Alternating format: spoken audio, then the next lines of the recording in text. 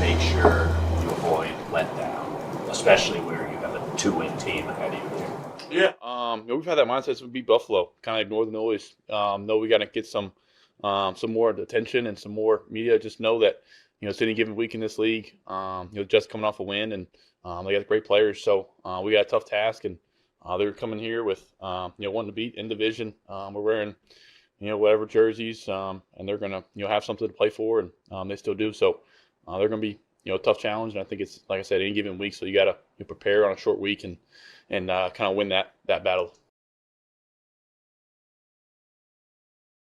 Drake Maye in advance of some primetime football Thursday night between the Patriots and the Jets. But they don't want to take anything for granted here. Khalin Kapoor with Jade McCarthy. And Jade, it's primetime football. The Nor'easter is coming to New England. It's going to be a fun one here on Foxborough Rush.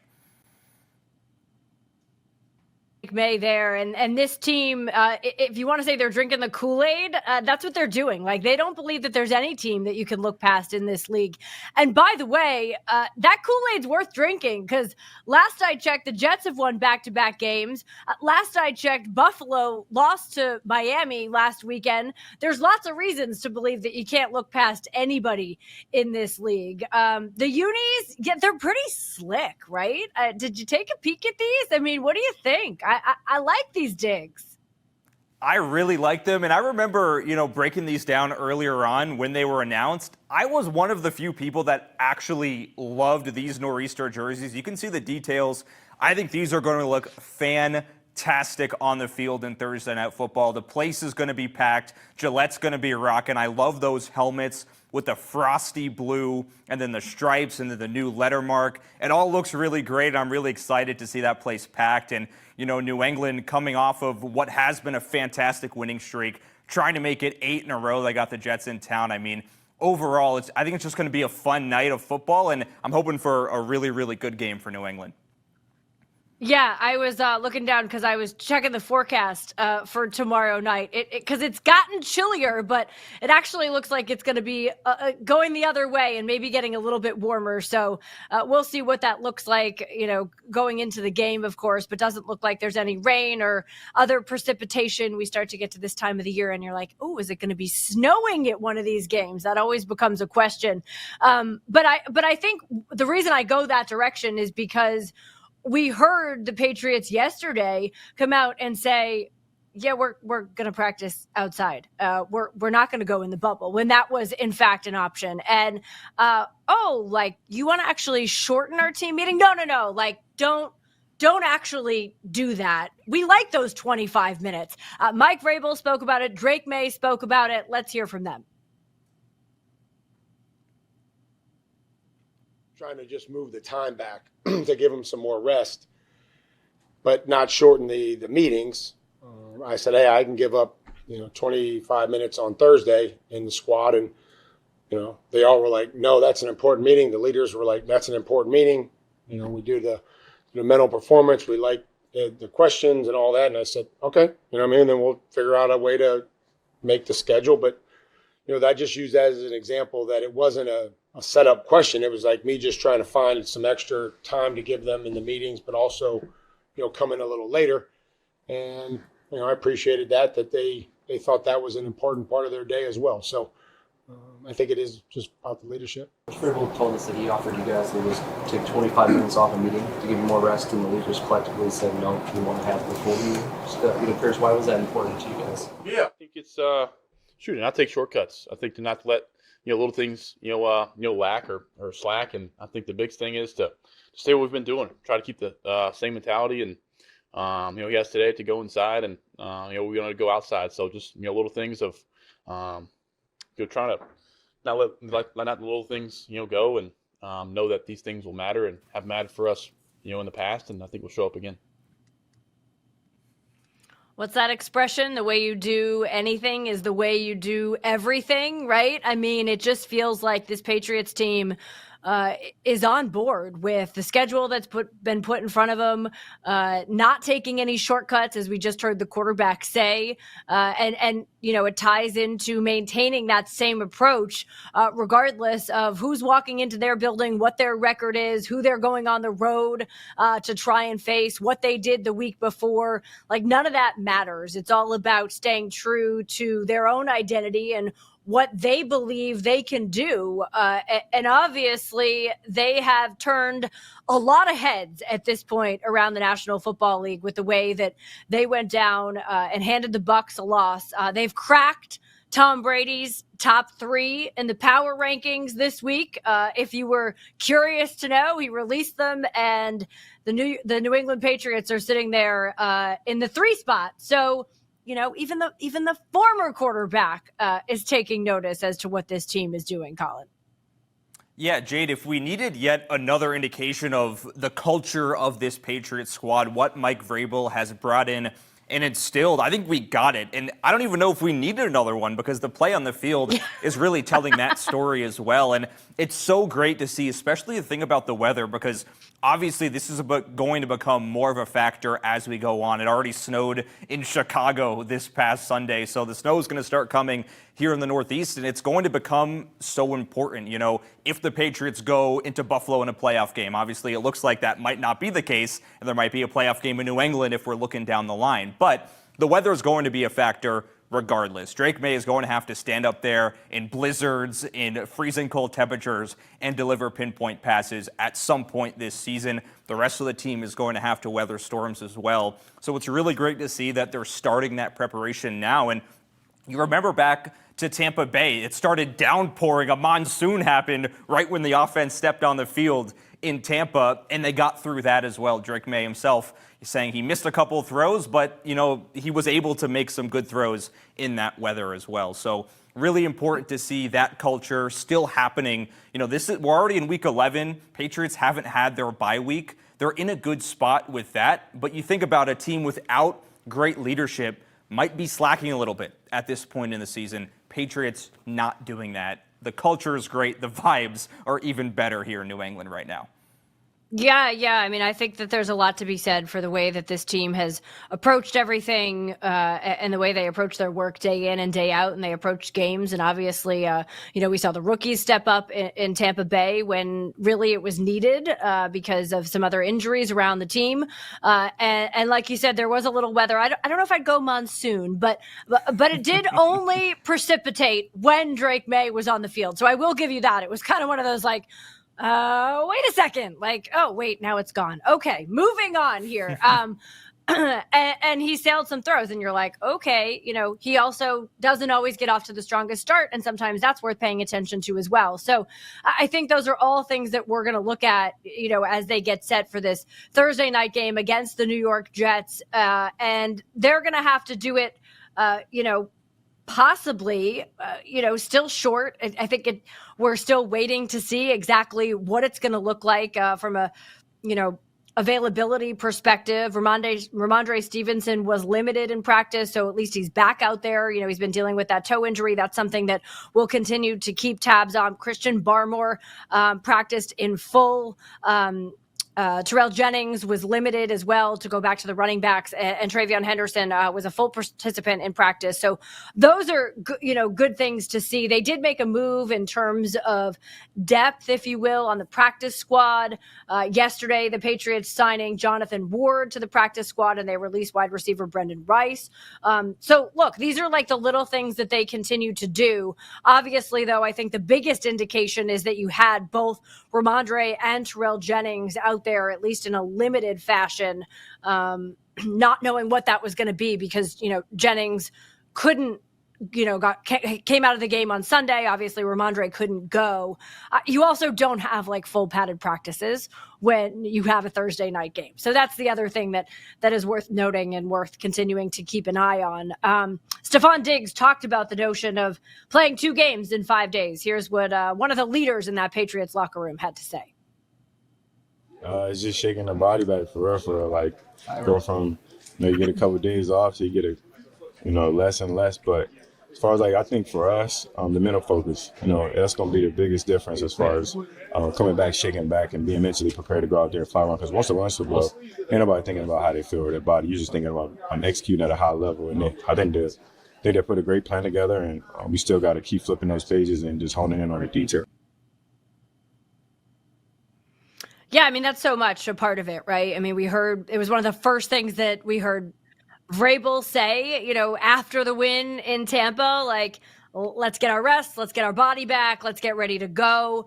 It is very difficult to go out there on these Thursday night games. And the good news for New England is it's a home game, which is hugely beneficial that they don't have travel, even if it's down to New York, involved with it. But it is getting mentally set and physically ready to go out there and play a game of football 5 days after you just played a physical game against the Tampa Bay Buccaneers. Absolutely. And I think Stefon Diggs mentioning the mental focus is really important because, I've been watching some of these national football shows about the Patriots. Obviously, New England is getting all this attention because of the play of Drake Maye, because of the coaching, because of this winning streak and the record. And some of these shows were saying, Mike Vrabel should go in there and tell his guys, we're the best team in the league. We're miles ahead of everyone. And that's actually something that a national football show was saying. I saw this yesterday. And I think the approach that the Patriots coaching staff is taking is the just another game approach, is that we can't get ahead of ourselves approach. I think that's the right thing to do. And I think that is mental focus that Stefon Diggs, a leader, like you said, Jade, in this locker room, is talking about. You can't take the Jets for granted, especially it's a short week for both teams, right? Both teams are going to be battling the fatigue, the attrition of a short week. And if the Patriots let their mental focus lapse even for a second, the Jets had 2 special teams touchdowns against Cleveland in their last game. That's the type of thing that they can do. Maybe they're not the best passing team in the NFL. They might be one of the worst passing teams in the NFL. But regardless of that, regardless of those stats, if you're not mentally focused, anything can happen. And like you said at the top of the show, there was no bigger indication of any given week in the NFL than the Miami Dolphins beating the Buffalo Bills this past Sunday. So anything can happen. I think for the Patriots, you stay mentally locked in. Drake Maye, Mike Vrabel said, was on the plane back from Tampa, already studying and preparing for the Jets game. That's exactly what you want. Yeah. That's the mentality that's been instilled in this Patriots locker room, and it's all the right things being said in the building as they get ready for Thursday Night Football. Yeah, you mentioned, of course, attrition, and it looks like the Jets are going to be without Garrett Wilson for this game. Don't ask Aaron Glenn about it. Little testy on the injuries and on the quarterback, by the way. You don't want to ask him about that as well, because he'll sit there and go, I'm not going to talk about quarterbacks, so don't even ask me about quarterbacks. But there was a report for Rich Cimini, who covers the Jets for ESPN, longtime Jets reporter, that Garrett Wilson, re-aggravated that knee injury. We do know that much is accurate. Cimini also reporting that he's going to be out for 3 to 4 weeks. And you talk about this Jets offense, they had 169 yards of total offense in that win against Cleveland. So it's not going to come easier for them without Garrett Wilson. We'll talk about some of the things that we're honing in on and specifically watching in this game coming up in just a bit here. But then you also have to talk about the attrition that the Jets faced with the trade deadline. I mean, they went and they moved, arguably 2 of their best players, maybe their 2 best players. I mean, you could certainly make that argument. Mike Vrabel talked about facing a Jets defense that no longer has Sauce Gardner, no longer has Quinnen Williams. I think there's still going to be a 3 technique where Williams was, and there's still going to be a corner out there where Sauce was. I hope there's not. I hope there's only 9, but I don't think there's going to be. And again, they've done a nice job all year of mixing man and zone really well. And so then I think, being able to mix some pressure like they do, backers are fast. They all run. They're good edge players. I've studied their edge players when they were coming out, and it's about what I thought that they would be. Very active, long, fast, ability to affect the quarterback in the middle of the pocket. And so we'll have to block the front and make sure that the backers are covered up, or we'll have a tough time, running the football. I love I'm pretty sure there's still going to be 11 out there. I mean, Yeah, it's a classic I'm Mike pretty Vrabel sure. response right there. Yeah, 100%, 100%. But look, I mean, sometimes we do see that, there's addition by subtraction. I'm not arguing that that's what the case is here with the Jets when you lose players of that caliber. But what I would say is that it all of a sudden becomes an opportunity for some other guys to say, hey, look, you are rebuilding this entire team. I want to be here. I want to be a part of it. I have a future that I'm still trying to find my way to in the National Football League. So all of a sudden it becomes there's an opportunity, and there's players out there that are going to want to make the most of it. So you can't overlook the fact that, yeah, maybe it's not Sauce Gardner and maybe it's not Quinn Williams and the names that but that doesn't mean that it won't be someone's name that you do know at some point in time if you don't go out there and be ready to play who they do have. Yeah, the Jets have a few players on defense that are making a name for themselves right now. I mean, Will McDonald on the end, the D-line, is becoming a superstar in the NFL. I mean, he had 4 sacks against Cleveland. He played on the right side. He switched onto the interior, so he's probably going to switch in and see some Will Campbell in this game. He plays all along the formation. One of his sacks came while he was switched into the tackle position, and the tackles were switched on the outside to give a different look.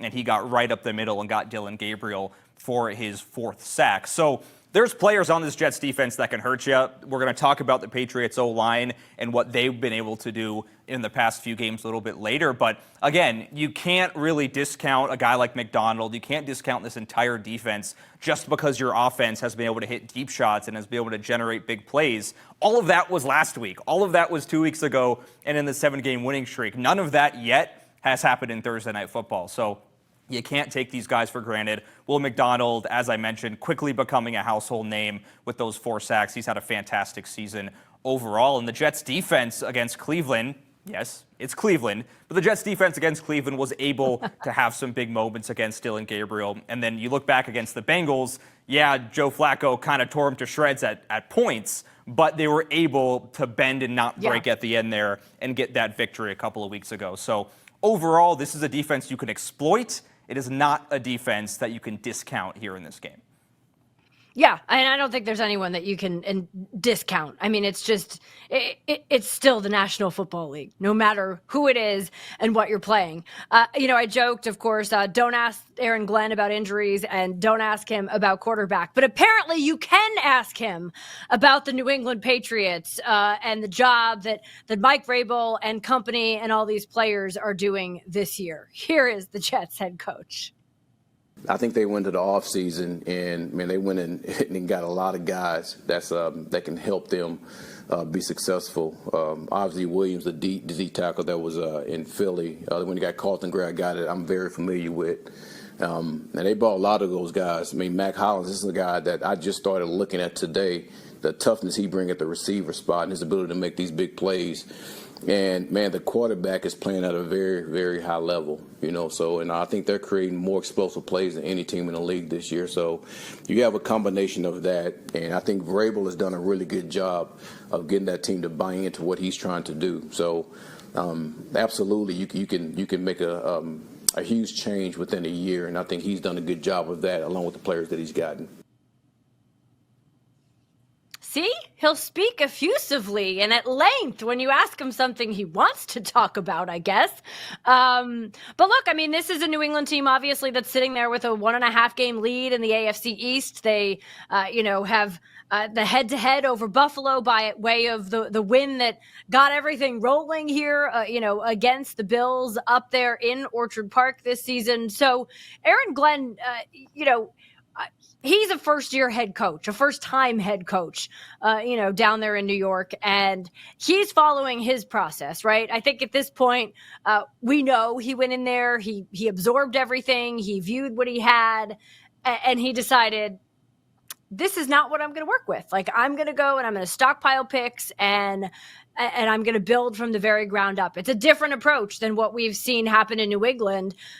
Colin, is they're sitting here now and they have equaled their win total for the last 2 seasons combined, sitting here at 8-2. So 2 different franchises in 2 different places that, have approached their move forward in 2 different ways.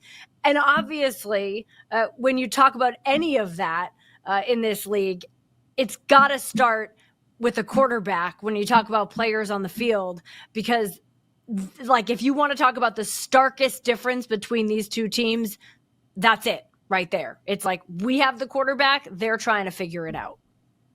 And they've continued to try and figure it out, all season long with Tyrod Taylor being floated. He got some action. Then he got hurt. Then Aaron Glenn was like, I'm not telling you who I'm going to start. Is this gamesmanship? Does he actually not know? No one really knows what's going on in New York for the Jets. But, talking about Drake Maye, this is a player that's played at an MVP caliber level. You hear the chants, the MVP chants. I am sure we're going to hear some on Thursday night if things go according to plan for New England. But it's also very true, like you said, it's very interesting kind of the dichotomy between Aaron Glenn saying, the Patriots went out, they got these two standout defensive players. He mentioned Carlton Davis, and then his team trades away two premier defensive players in Sauce Gardner and Quinnen Williams. It's a kind of an interesting difference between the two. You mentioned they're going to build from the ground up. They got a couple first-round picks extra to do it from Indianapolis. You got the return from Quinnen Williams. And, of course, the pick after this season. So, theoretically, things could be looking up for the Jets. But, again, how many times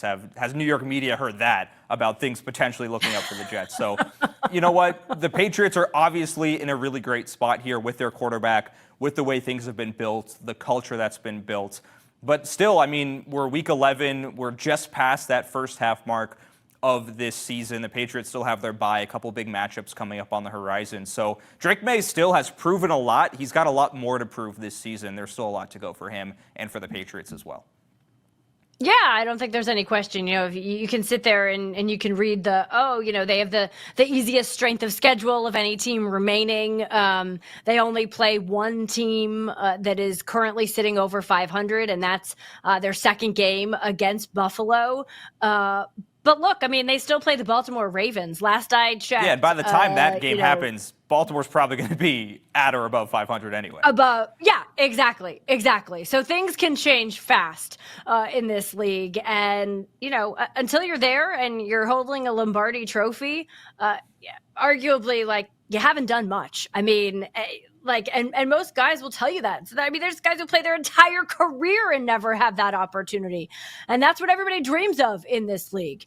All right. So what are the keys to New England when it comes to moving forward this week against the New York Jets? We'll talk about those as we continue. Plus, a former Patriot, going to be coming round. We'll talk about that a little bit as well and look ahead to some of the other Week 11 matchups. You're watching Foxborough Rush right here. We'll be back with more right after this. Play that stands out to you just from the season that you're really proud of, that just maybe reflects all the work that you put in to sort of try to get your hands around this system and be the leader of the offense? Yeah. I think just getting victory formation, that's kind of the biggest thing. I think that's what I'm proud of probably the most, is being at the end of the game with the ball in our hands and kneeing it out. So probably some plays in there that, some throws I made or something, but I think just as a whole, just working hard to win in this league. Mike Reese with the credit for the question that gives the answer of victory formation. Yeah, that's the one that I like. And look, it's not dissimilar, Khalin, from what I was saying about until you're standing there holding the Lombardi trophy, it's all, we got work to do. That's just the reality of it. And you talk to some of the guys who get to that point, right? You look at some of the Philadelphia Eagles and AJ Brown was like, man, I did it. And it was like, okay, this is it. I got to do this again. And, Jalen Hurts, right? Calling up Peyton Manning, not even couple weeks after winning the Super Bowl, asking, how do I get better? How do I do this? Let me talk to you about that. Right. It's it becomes this how do I continually better my craft? Because ultimately, yes, that's where you're striving to get, but it's all about enjoying the ride to get there, and the process and everything that you put in along the way. And I think that's what's so significant foundationally about what Mike Vrabel is establishing here in New England. And that's where those moments yesterday where it's like, nah, like, we don't want more rest. Like, don't scrap those 25 minutes, or nah, like, we don't want to go in the bubble. Like, we want to do what we got to do to be the best that we can be. That's all process. And that's all going to make you better collectively as a team and individually. And that's the stuff that ultimately is going to help carry you to where you want to go. Not like once, but to get there and have a chance to get there repeatedly. And it's something that was instilled early on from the preseason, mini camps, OTAs, everything. You know, when we were covering this team in preseason and when, you know, the players were just reporting into OTAs, this was the same narrative that we were seeing from the coaching staff. And it's great to see everyone bought in. By the way, just got to say, what a perfect response to that question by Drake Maye. I mean, the question of the culmination of your hard work, what better culmination than kneeing out the clock for a victory, right? I mean, he could have went X's and O's. He could have said, oh, that long ball I dialed up to Kayshon Boutte or the one to Matt Collins or something like that. But no, I mean, he gave a team answer, a team response, and a team play. That's what victory formation is. It's not about one person in particular. It's about all 22. It's about everyone. And so that's really cool that he gave that answer. And he's saying the right things. He's obviously doing the right things as well for the media and then on the field on top of it. Yeah, I mean, and he's a kid. I mean, honestly, like he really is. And just for him to be as humble as he is, I think is really significant. And it's not just him. I mean, there's other guys on this team, you know, Travion Henderson, I would put in that. I mean, like the list goes on. There's a lot of like really humble, just want to go out there, enjoy the work, do the work to the best that I can be. And I think that carries a lot of weight as this team continues to establish themselves, you know, in their identity and look at it not as a externally, what do you think of us, but as an internally, this is who we want to be, and this is who we're going to strive to be day in and day out, play to play, moment to moment, game to game.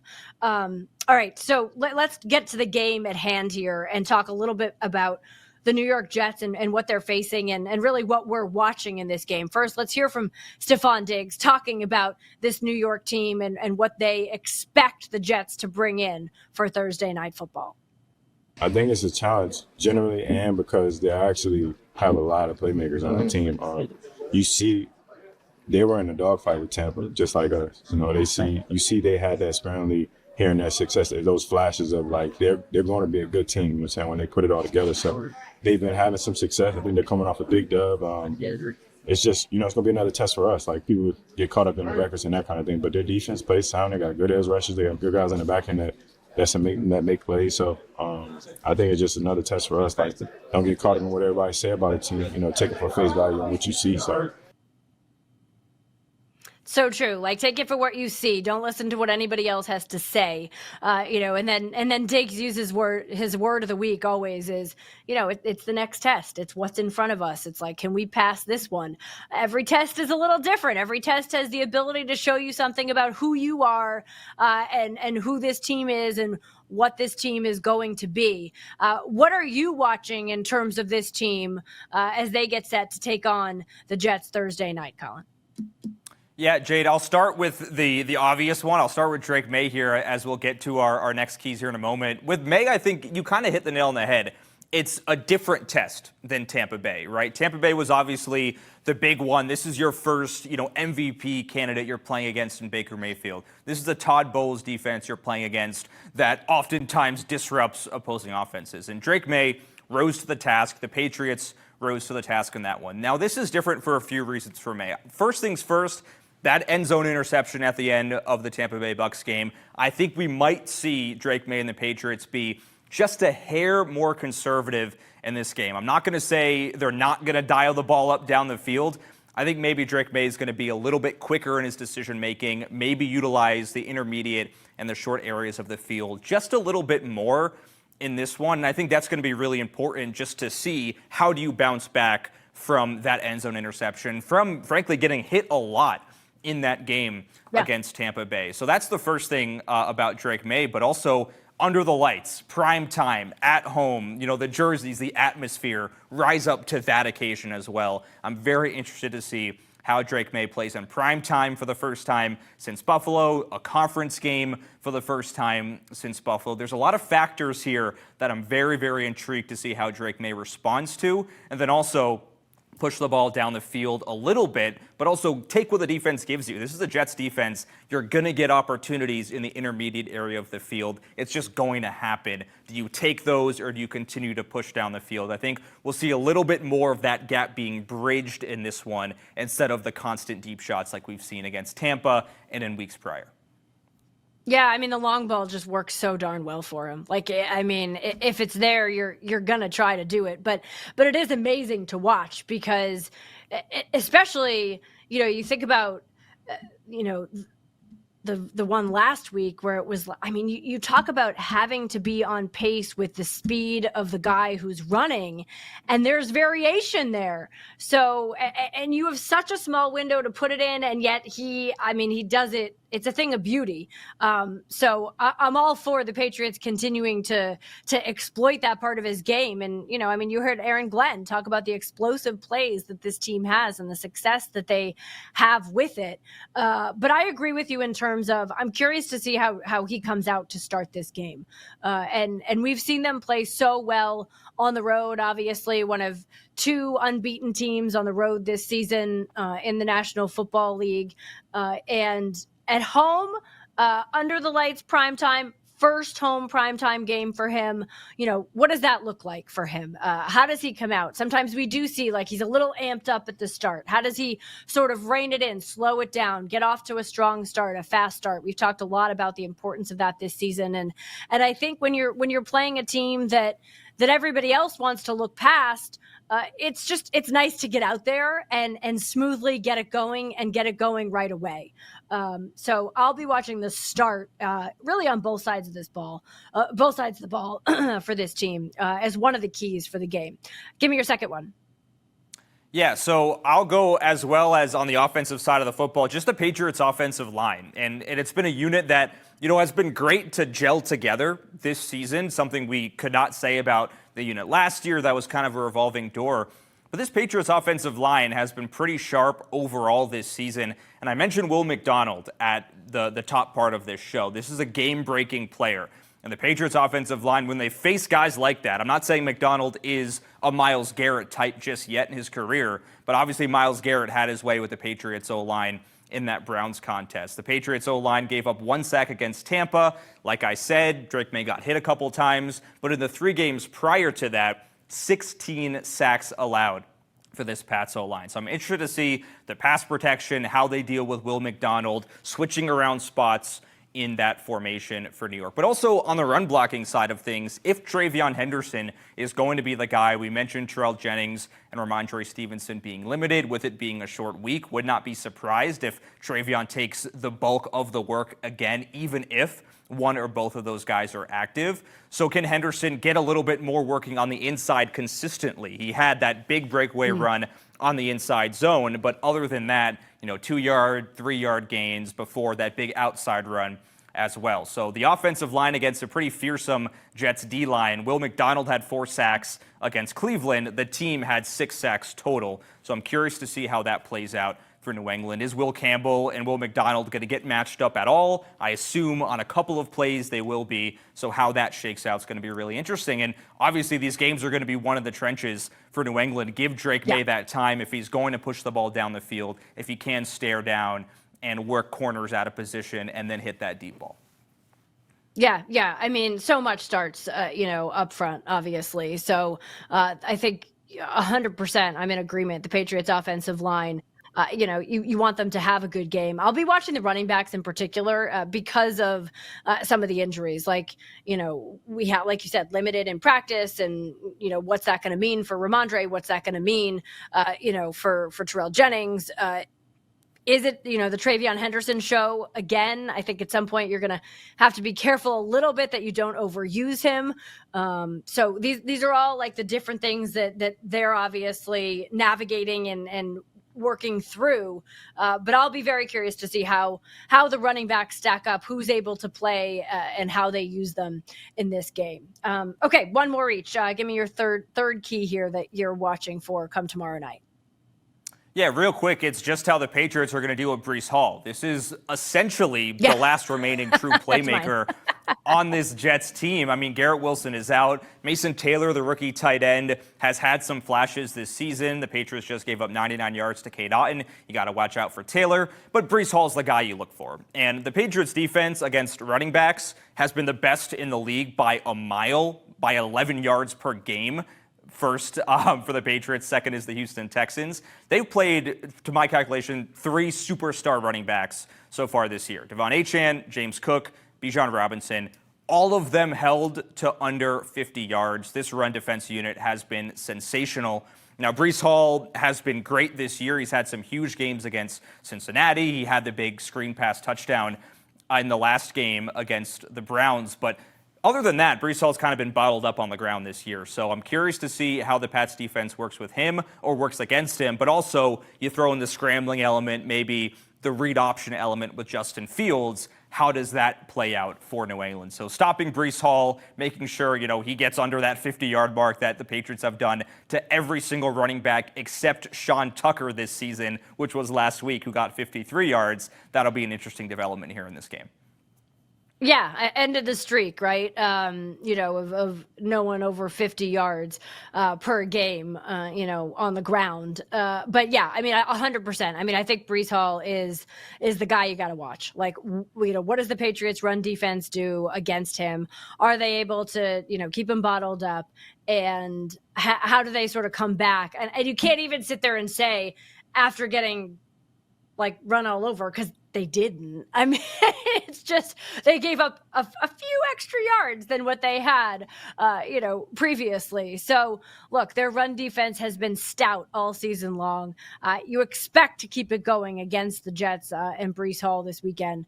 But yes, I do think that that's one of the keys to watch as they get set to head out there tomorrow night. All right, we got much more to come here. As I said, we got some other Week 11 games we got to take a peek at. There are some doozies on the schedule this weekend. Stick around. We got more ahead right here on Foxborough Rush. Welcome back into Foxborough Rush, 12:15 this afternoon.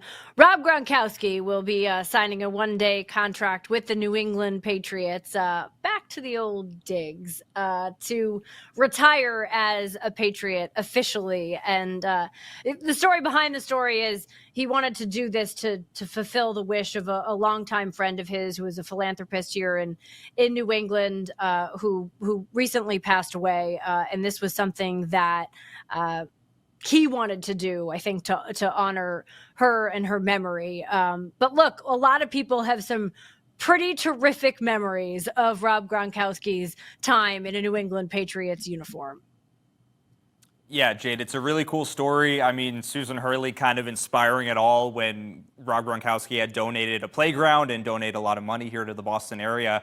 And it's a really great thing to kind of, for him, I think, to cement his legacy here in New England, for the fans to once again kind of relive those glory days of having Gronk in Patriots colors. And again, like seeing this kind of gesture for him, for the team, I think it's just all around a great thing. Obviously, Rob Gronkowski, one of the best tight ends in NFL history, obviously the best tight end in New England history, something for fans to kind of rally behind. And again, another good news story in a season that's been full of them for the Patriots is a really kind of great thing to see. And I really like how, there's obviously that narrative at play, like, oh, Tom Brady, who are you picking between the Bucs and the Patriots? Gronk, who are you picking between the Bucs and the Patriots? And Gronkowski unequivocally picking New England, I think is a really great thing. And obviously Tom Brady kind of straddling that line, and he's like, the Patriots built me a statue, so Tampa Bay, the ball's in your court. All of these things. Gronk is not leaving anything to the imagination. He's just saying, I'm a New Englander, I'm a Patriot for life, and I want to retire a Patriot. And it's just a really great moment for New England and for Boston, and I assume and I hope a really great moment for him.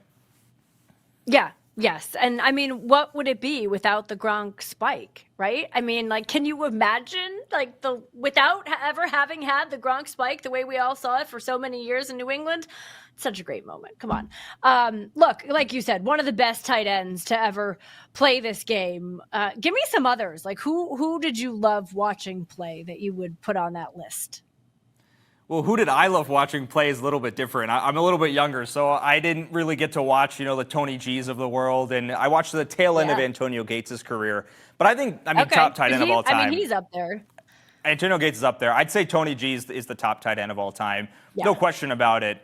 But I mean, I watched, prime Rob Gronkowski. I watched prime Travis Kelce. Those two are definitely up there in the top 5 for me. I think Kelce, the record breaking, he obviously holds all of the Chiefs records now, passing Tony Gonzalez in that regard. But the thing about Rob Gronkowski is that because of injuries, because of the way his career was a little bit shortened by injuries, he's not going to be all the way on the top of these records. But it's very, very easy to forget how he was the most feared, the most dominant player in his prime on the field at any point in time. That's just a fact. Like, you could not stop him. And that's something that a lot of Patriots fans know, a lot of national NFL fans know, of course. But I mean, there's a few, younger people that I talk to, when I'm talking to my friends about football that don't know just how amazing Rob Gronkowski was. And if we're putting together these lists, if we're kind of putting together these names, sometimes Gronk's not going to be on there. And I think Rob Gronkowski is easily a top 5 tight end. So if I could do the list, I'm just thinking off the top of my head here, I would go Gonzalez, I would go Antonio Gates, Travis Kelce, Rob Gronkowski, and then Shannon Sharpe. I didn't mention Sharpe at the top, but he kind of redefined the hybrid tight end, the catching and the blocking. Yeah. He kind of started this whole movement that we're seeing right now. So I'd put him in the top 5 as well. And it's just really cool to see the evolution of this position overall. Shannon Sharpe kind of started that. And then we see all of these fantastic athletic tight ends. Brock Bowers taking over the league right now. Trey McBride as well. So it is a cool thing. Tyler Warren, a rookie at Indianapolis, is putting together a fantastic season. Obviously not top all time, but guys to watch right now that could eventually, start setting records of their own. So it is cool to see the evolution of this position. I'd say Gronk is easily top 5 at the position all time in the NFL history. Yeah, I mean, you look at what teams used to do when they had to play New England, and it was like, okay, you clearly got to put 2 on him. It's like he became one of those players you throw it up to him. Like, it's crazy. You would, and he would still come down with it. But it was like that was where the game plan was. Like it was around trying to deal with Rob Gronkowski. Very much the way maybe not as much this year and last year, but certainly the year before it was that way with trying to deal with Kelce. And Kelce still, he'll still have these games pop out where you're like, oh, there he is again, right? You're like, I didn't know he could still run like that. Yeah, right. And those were, we saw that obviously with Gronk too, right? I mean, what's the, father time catches up with everyone. But yeah, I mean, clearly Tony Gonzalez is on the list. Shannon Sharpe, 3-time Super Bowl winner. I mean, these are guys that just changed the way any defense had to play their team's offense. And if you can be that type of player, then you're going to be remembered. You're going to be in that, top list because of the impact that you're having, even when the ball's not coming your way, because all of a sudden you're opening up somebody else to get the ball because you're double, triple covered because they don't want you to get the ball. So our congrats to Gronk, fun day for him. I hope, I'm sure it'll be, a little bit of both, right? Just because of the nature of the situation, I imagine that there's going to be, some heartstrings tugged on as well. But he'll find the humor, he'll find the grin in it as he always does. We'll be back to look more at the Week 11 slate right here on Foxborough Rush next. It's officially mid-November here, Week 11, and look, the Patriots still have their bye week ahead of them, and they have 3 games on the schedule starting tomorrow night against the New York Jets that could put them in a pretty good position, you might say, heading into that bye week as they host the Jets, head to Cincinnati, and then host the Giants. Do I even say who do you like in this one tomorrow night? I mean, do the Jets win their third straight tomorrow night here in Foxborough, Colin? Yeah, well, one way or another, a streak's going to get broken in Thursday Night Football. A 7-gamer or a 2-game. I don't know if you can call that a streak. But I think the Patriots are going to win this one. I think it's going to be pretty handily. It's not going to be an easy game by any stretch, but I'll go a score for this one just because we're Foxborough Rush. It's the Patriots. I'd say 28-10, the final score. Drake Maye continues doing what he does. Touchdown for the Jets. I'll say Mason Taylor gets in the end zone for New York. All right. I like the score. I agree. I mean, I think the Patriots are going to win this one.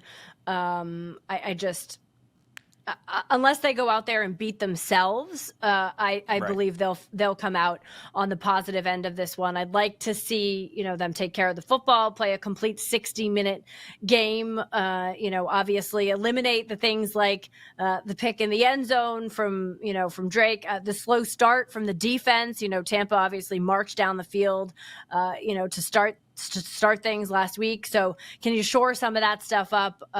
Would certainly be advantageous. I'll take the Patriots to win this one as well. I'll go 31-12. Some weird thing happens with the Jets. So, So, all right. So we'll both take New England. Let's work our way through some of the rest of the Week 11 slate. And, of course, the day starts in Spain. First NFL game on Spanish soil comes our way, 9:30 Eastern time. Of course, on Sunday morning, it is Washington against the Dolphins. The Commanders obviously have been reeling. They've been dealing with so many injuries.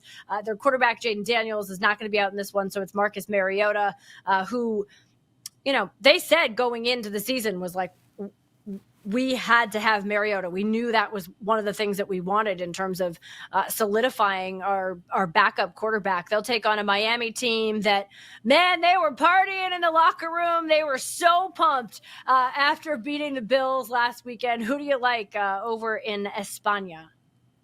Yeah, I'm going to go Dolphins here. I mean, the Commanders are the defense is another level of bad. The run defense especially. I think Devon Achane is going to shred this Washington Commanders defense. Early in the morning, we might get another 150-yard rushing day. I don't know if it's going to be Jonathan Taylor international levels like we saw last week. 250 plus. Yeah, but honestly, Achane could get up there. He could have 2 or 3 huge runs. I think the Dolphins are going to win again, and I think the Commanders, they might not continue their streak of losing by 20-plus 3 straight games, but I think it's going to be another loss for Washington. Yeah, I'll take Miami in this one as well. It's hard to slow Achane. Obviously, that Washington defense has not been in a good spot. The Washington offense hasn't been in a great spot either. But I just don't see them being able to put up enough points to keep up with the points that I believe Miami can put on the board. So we'll both take the Miami Dolphins to start the day against the Washington Commanders.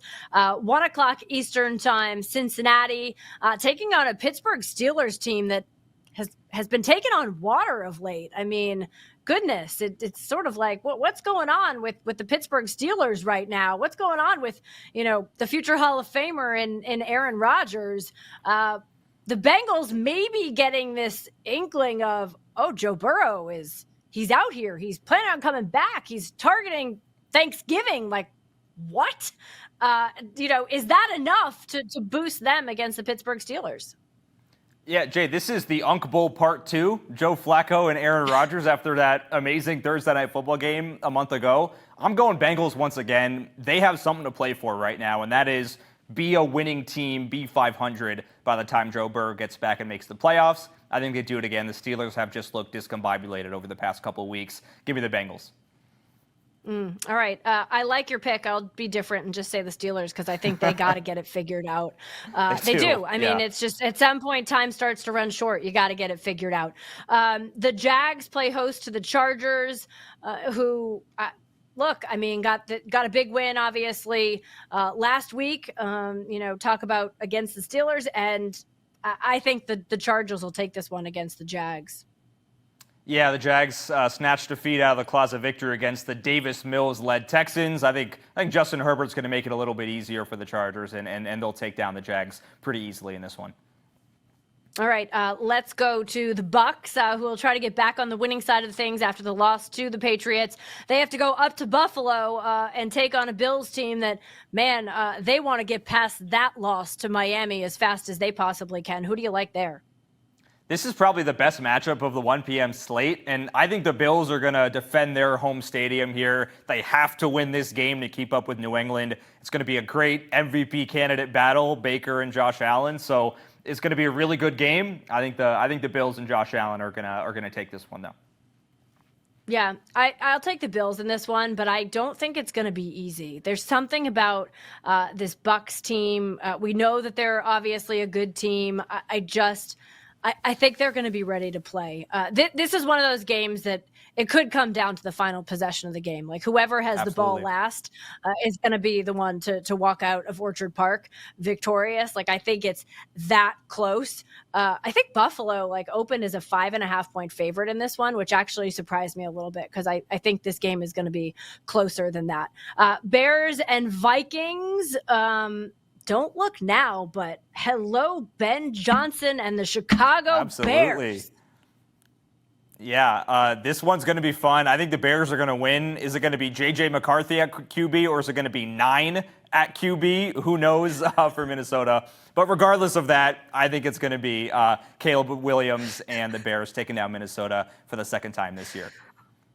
Yeah, I'll take the Bears as well. And please don't get me started on 9. I had a conversation last week on XM on Saturday mornings where I do the show with Tim Brown, and you can go listen to it. Tim and I were we were having trouble trying to contain ourselves when it came to JJ McCarthy and 9. Okay, real quick, we got 2 more 1 o'clock games. Texans and Titans. I'll take Houston in this one. Any Yeah, not much else there? to say. Texans defense, Cam Ward. Give me the Texans. All right, Panthers and Falcons in the NFC South. What do you think? I'll go upset alert here. Give me Rico Dowdle running wild on Atlanta, just like Jonathan Taylor did. I'll go upset here. Panthers beat the Falcons for the second time as well. I'll take the Panthers as well. Packers, Giants. I'll take Green Bay. Yeah, Green Bay. No Jackson Dart for New York. That's all I got to say. No Jackson Dart. That's the truth. Hey, enjoy the football tomorrow night. Thanks for hanging with us here on Foxborough Rush. We'll see you back here Friday morning to recap it all. 10 o'clock.